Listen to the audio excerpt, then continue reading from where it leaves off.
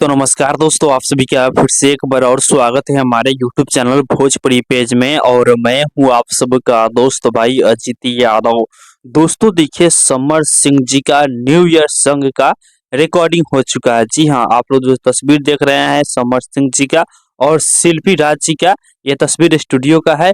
और इन दोनों तस्वीर को शेयर करके समर सिंह लिखे हैं कि बवाल न्यू ईयर सॉन्ग का रिकॉर्डिंग हो गया, जल्द ही गाना आप लोग के बीच में आएगा।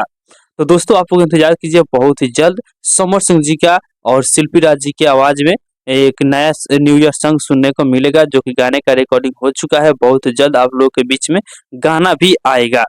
तो बाकी दोस्तों फिलहाल का ही अपडेट है, आप लोग इसके बारे में क्या सोचते हैं कमेंट बॉक्स में जरूर बताइएगा। और इसी के साथ हम इस वीडियो को समाप्त करते हैं। अभी तक इस वीडियो को लाइक नहीं किए हैं तो लाइक कर दीजिए, और इस चैनल को सब्सक्राइब नहीं किए हैं तो सब्सक्राइब भी कर लीजिएगा, क्योंकि इस चैनल पर भोजपुरी इंडस्ट्री का हर एक अपडेट सबसे पहले आप सभी को मिलेगा।